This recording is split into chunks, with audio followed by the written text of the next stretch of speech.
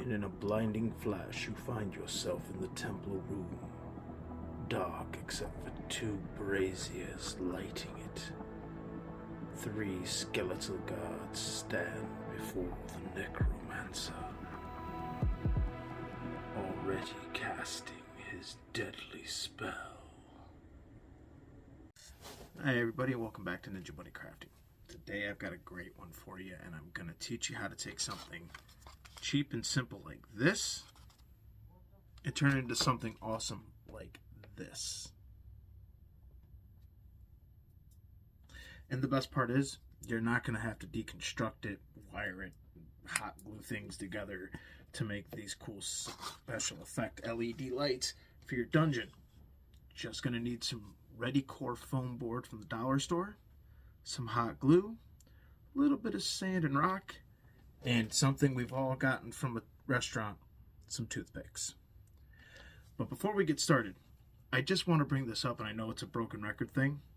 I'm asking anybody that hasn't already subscribed, if you're seeing this, please give me a like, a share, subscribe.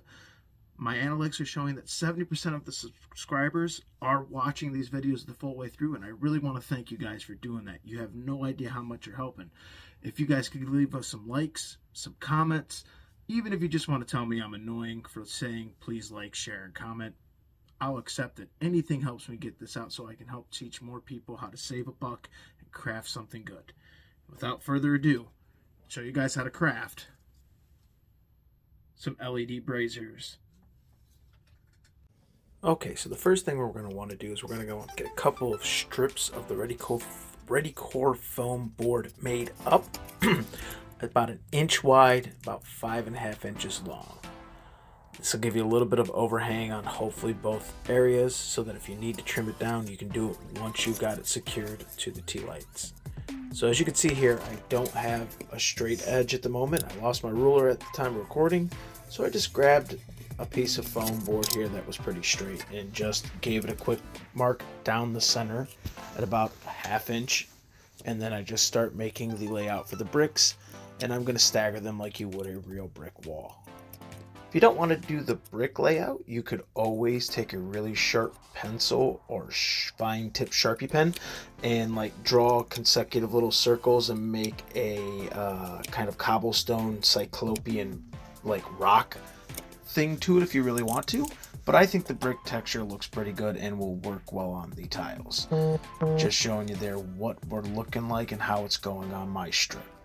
I'm going to use a fine tip Sharpie here to just, you know, kind of accentuate the grout lines here and the lines in between the bricks. I'm running at an angle because I can get that bevel look from the edge of the pen there. And you could try this probably just as easy again, as always, with a really sharp pencil.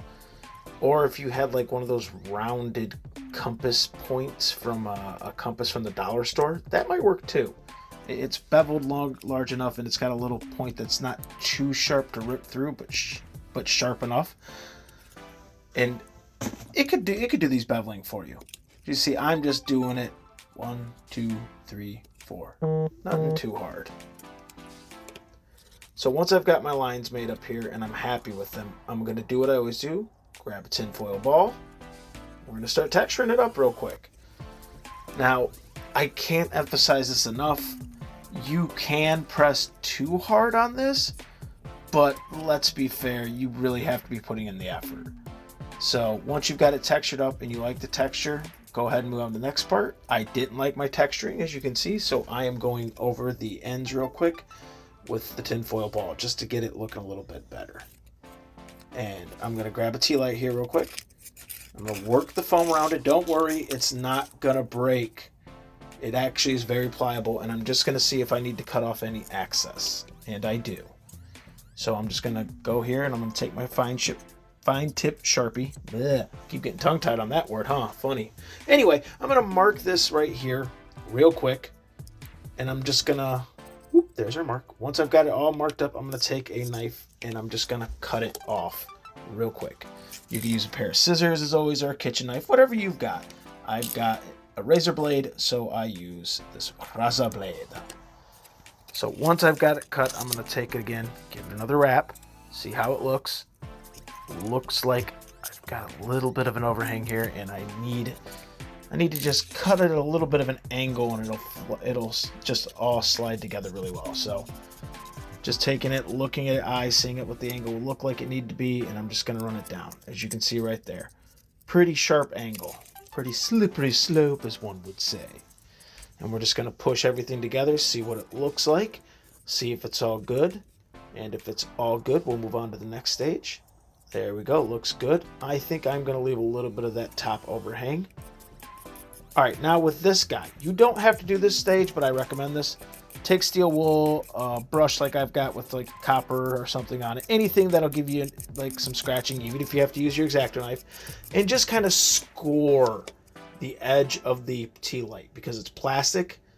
And this will help the hot glue stick to it. I know that seems silly, but you really do want your hot glue to stick to it. And be careful not to go like insane, hard, fast, wild, or you'll like drop your tea light. Now, once you've got yourself all set up, make sure you've got your hot gun ready to go. I've got a 1-temp mini here, so I can't really control the temperature. And you're going to want to move around that plastic thing. Don't worry. Some guys will tell you to take this plastic off and use like the tea light that's underneath there with the hot glue to do their thing. I'm not even going to bother. So I'm going to put the hot glue around the base of it, and then I'm going to work up the sides of it by just dabbing it along the edge until I get this kind of like raised out look to it that makes it look more like a static flame caught by a photo. This is a kind of a little of a tricky bit of a part, so if you don't want to do this part where you're raising it up and adding the extra little bit of flare to your plastic flame, you don't have to. But if you feel up to it, go ahead and give it a try. Like I said, you just kind of want to dab it up. Just a quick touch, touch, touch, and dab upward along it. You're going to end up with some wisps, by the way. And then once you've got your flame that you really like set up, I like to tilt it upside down and then just blow on it. Because the air moving across the hot glue helps it cool down quicker. But once you've got it all set, start your hot glue gun along the side, and please be careful because I am a fool here and will repeatedly torch my thumb on the hot glue, not thinking. Also, don't be a fool like me. Set it down here first and then work this around. Work it well around so you don't have to pull it off like a fool like me there and burn your thumb repeatedly. Look at that. Hot glue all over it. Peel that off there. All right. Once you've got it set and you start to see that the glue is drying, take a razor knife or a sharp pencil, whatever you feel like, and just work off those wisps from the candle left by the hot glue. I'm going to add a little extra flare here to mine, as you can see, by just trying to add like a licking flame away from the main one. I'm using clear hot glue, so this really helps do that. And that's another reason we put the big circular base of hot glue down there so that light can transfer over. And again, I've got the 1-temp here, so I'm just holding it upside down to try and get that point of like a flame. And then I'm just going to sit there blowing on it to cool it down. Normally I'd say I'm full of hot air and this would work, but in this case, my air is not hotter than the glue.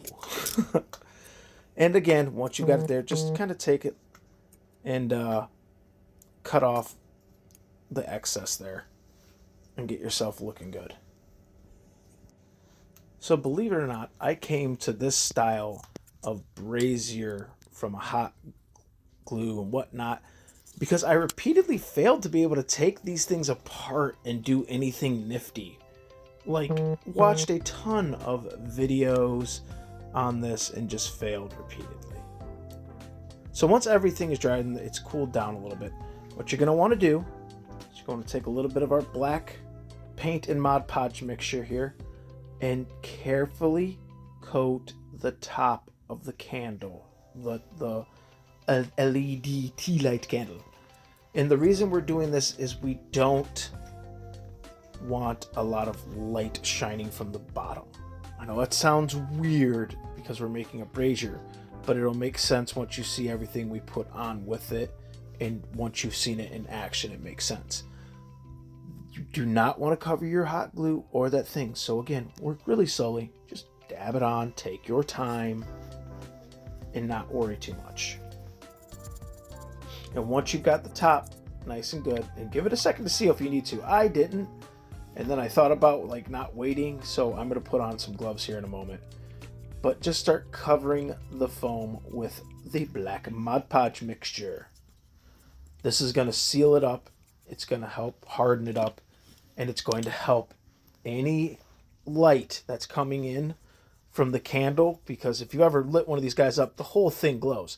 It'll stop that light from radiating out that way. It's basically going to direct all the light to only be seen coming from the flame itself. You see here that wonderful trick of cameras and stuff. My glove appeared, so I can actually keep painting and not worry about getting my hands covered in black Mod Podge. I like the look of this right there. Gonna keep moving here. Now work it in as best you can too. If you see that you've got like some like grout lines that are deeper than you expected, work that black Mod Podge into it. You want it all sealed up as best you can. And then try to hit along the edges there if you left a little bit of a raised edge, because I did. I kind of want the super glue and sand mixture here we're going to use in a moment to really set in there well. I don't want it hanging over the top too much.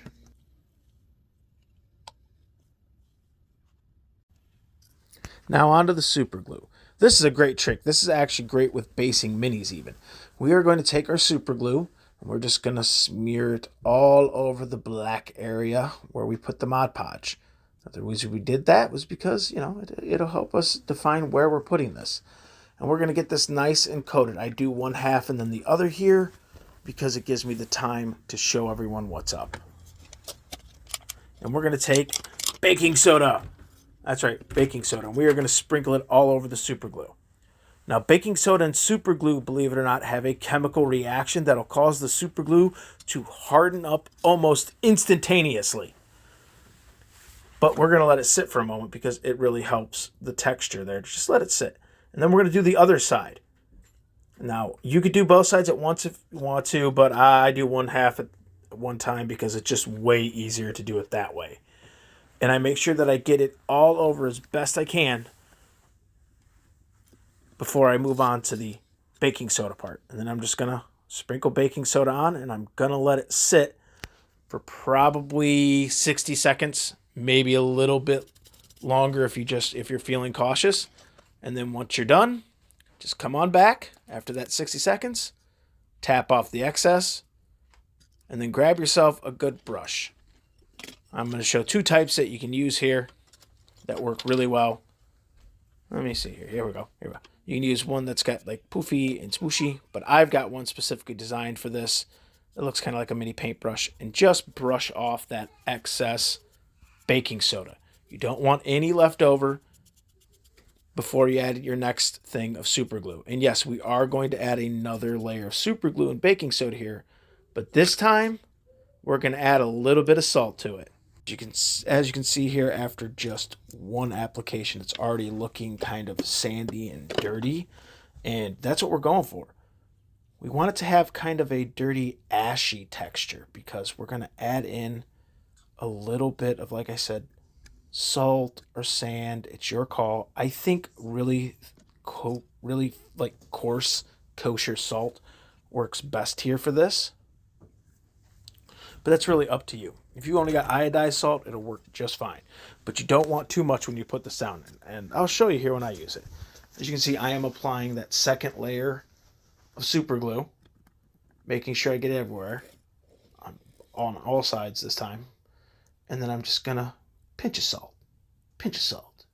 I'm using coarse kosher, like I said, and then we're just gonna put the baking soda over it. And that's gonna cause that awesome instant chemical reaction. And we're gonna give it again probably 60 seconds, maybe 2 minutes to just dry. And then once you've got it dried like I do here, repeat that process of brushing it off. Just give it a good old brushing off. Get rid of all that excess baking soda. And that's going to give us that foundation of ash and coal they really want for a brazier like this. because this is a flat top brazier. Basically, your minions, your bad guys, your good NPCs, whoever's lighting this thing, they stack wood on a flat surface and then burn it. So once you've got everything set up and good, I'm going to do that black Mod Podge mixture over top of the super glued baking soda and salt. We're giving ourselves a nice black foundation here to work with. And we're basically not going to do anything to this until we put some wood on. That's right, we're going to add some real wood here. So just dab it on, get it good looking. Don't worry too much if you've got like a speck of white or two sticking through. The dry brushing at the end here is gonna make it awesome. Now, once we've got it all set up and it's dried, take some toothpicks, break them down like that, nice and small little pieces. And we're gonna take some super glue and we're gonna put it around the flames. And then we're just gonna selectively pick out areas and start putting in those bits of wood and toothpicks. If you get lucky, like I did, a couple of the toothpick pieces will actually break in half, giving you like a split log look. And then you just start putting them down. If you need to add some extra super glue like I am, go right ahead. And then I'm just selectively placing them here. You'll kind of get a feel for where you think it'll look best. And then just put them down. And don't worry, you don't need this to be perfect, guys. You don't have to have a perfectly built looking wood pile there. Remember, these bad guys, these minions, these NPCs are coming by. It's a flat surface. They're just throwing logs on the fire there to burn, to keep either heat or light in the area. That's it. That's all that's going on here. If you want it to look awesome and have it like stacked and designed a certain way, you can totally do that. And if you do, I would love to see it, to be honest and fair. So once you've got your stuff down, I had to switch super glue there. Mine ran out.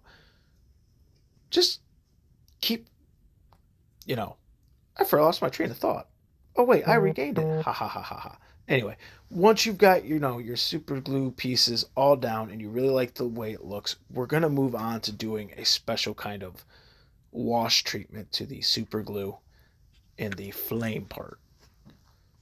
And this is going to be awesome when we get there, because this is going to give you the ability to just let it sit and not even need to turn it on, surprisingly.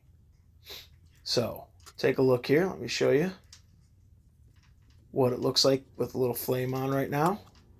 Pretty cool, huh? Hopefully yours is looking that cool at this point. Hopefully it's looking cooler. So once you've got it dried and it's all there and secured, grab a red wash. You can do this like we did our one wash making it. I actually went to Michael's and found this on the clearance rack. My wife actually found it on the clearance rack. And I'm going to just put at the base of each of the flames this red color. And I'm going to aim for the base here. If you've got a couple of the flares, if you want to add the touch ups alongside the flares, go ahead. As you can see there, that's what it's looking like. Now give it a few minutes to dry, probably about 15-20 minutes. And then once it's dried, grab a yellow. Yep. I've got a yellow acrylic one there that I also purchased along with the red one. And we're going to do the top of the flame.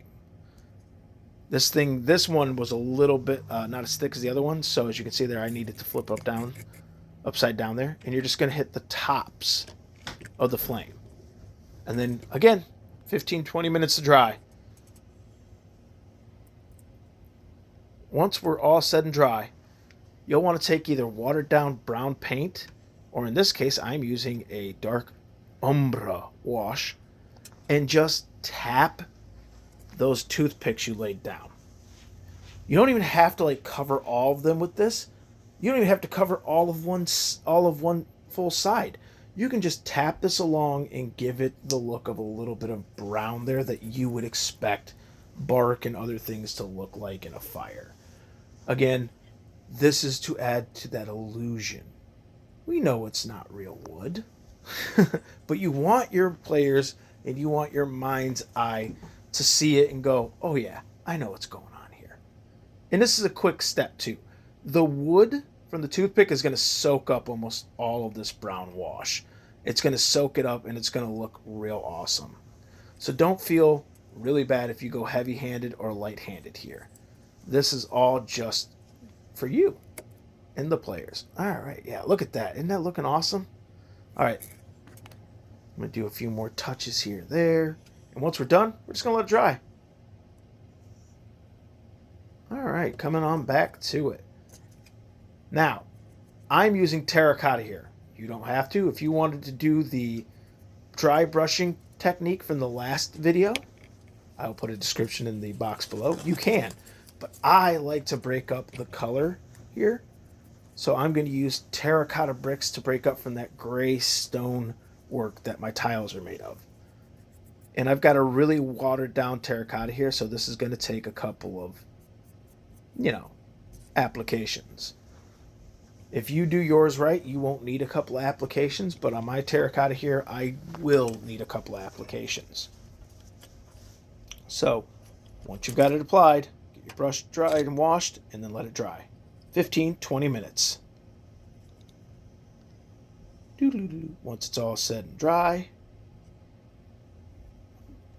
we're going to touch up the top here. And see, I'm just lightly covering the top with the terracotta. Again, the same watered down mixture I was just using. Of course, because it's had a few moments to sit here, it's thickened up a little bit. And I'm going to use that spillover, as you can see, because it's thickened up a little bit. It'll get a nicer coat on it.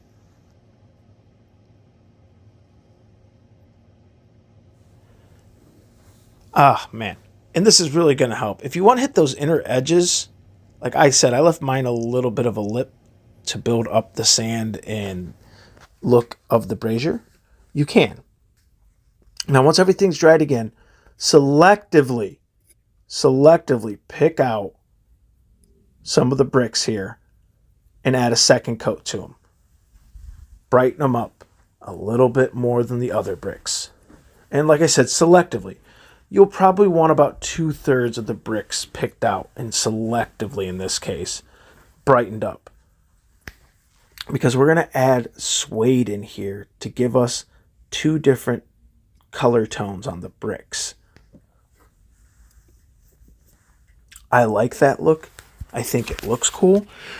You don't have to do that if you don't want to. You could just keep this all terracotta or all gray. Apply a dry brushing and a wash and be happy with it. Or just a dry brushing.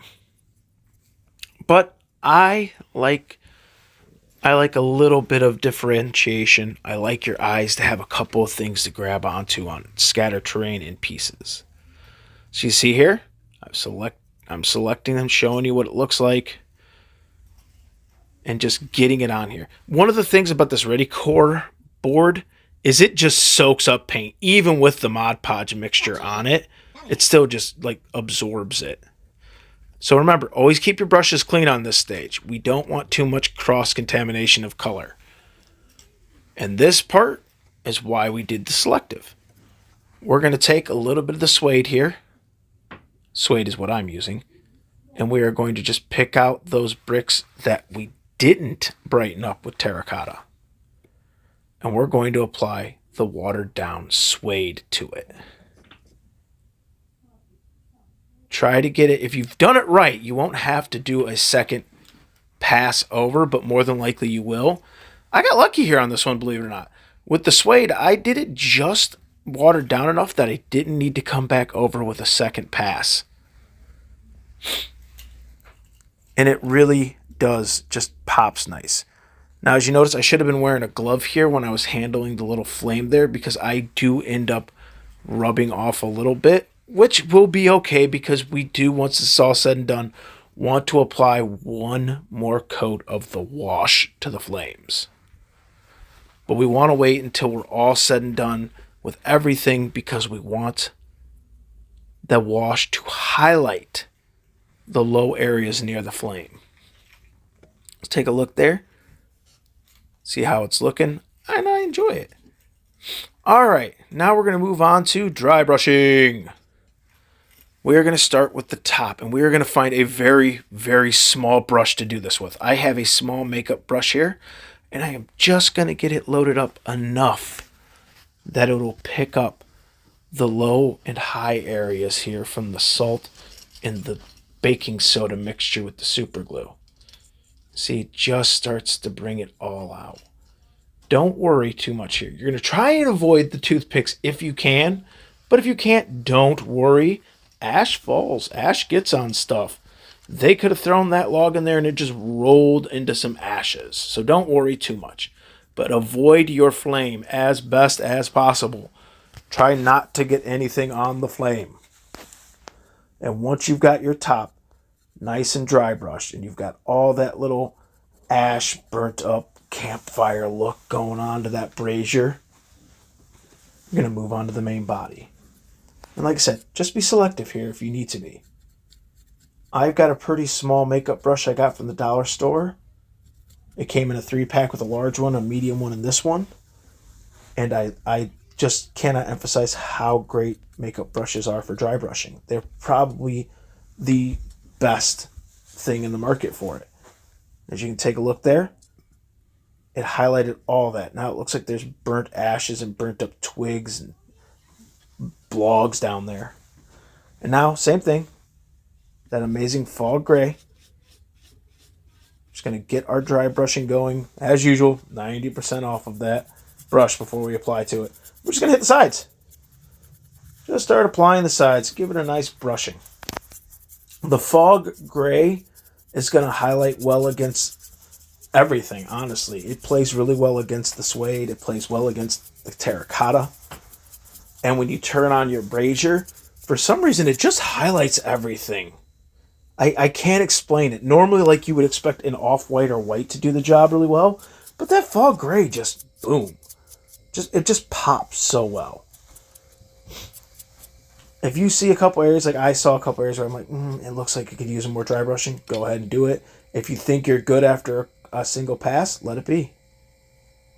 Okay, once everything is set and dried, we're going to apply a wash here. It's the same stone wash we've made before. A little bit of silver, brown, black paint, soap, water. We're just going to apply it to the bricks and the bricks only.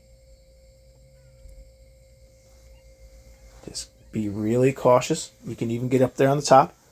See, I'm taking my time here. I'm holding a top and bottom.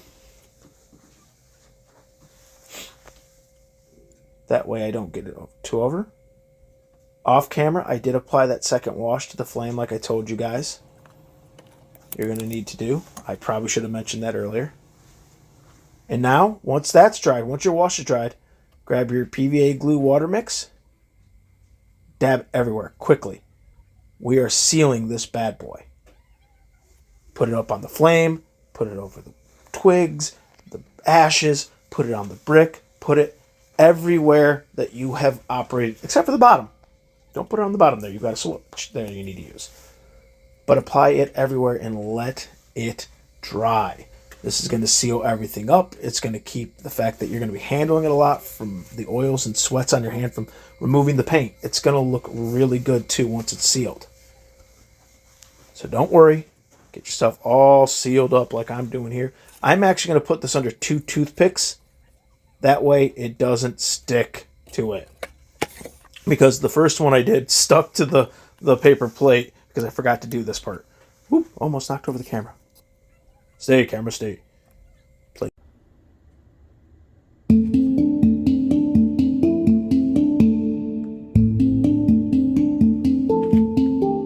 Alright guys, and there you have it. Some really fun, easy braziers to do.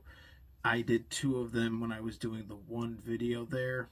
Took me about as long as you saw it, minus about probably 15 minutes in between everything drying. 25 if you want to be safe. But there's one last one I wanted to show you guys that I didn't film because it was the very first one I ever did. And it was this one. I know it's really cheap and very poorly made. However, it was this cheap brazier that made me think I could do better. And that led to this style. And to be frank, Both worked, but this one looks a little nicer. And again, if you like, hey, that's cheap easy. How'd you do that, Ben? The top is the same technique I already showed you guys in the last video. And then I just super glued toothpicks on and painted it gold. Well, I'm looking forward to seeing you guys in the next video. Remember, get out there, craft something awesome. Maybe tag me if you make a video or show me some pictures. Email me if you need to. I'd love to see what you guys are up to as well. Remember, give us a like, share, subscribe, tell your friends about the channel. Everything helps this small, burgeoning channel grow. Thanks, guys.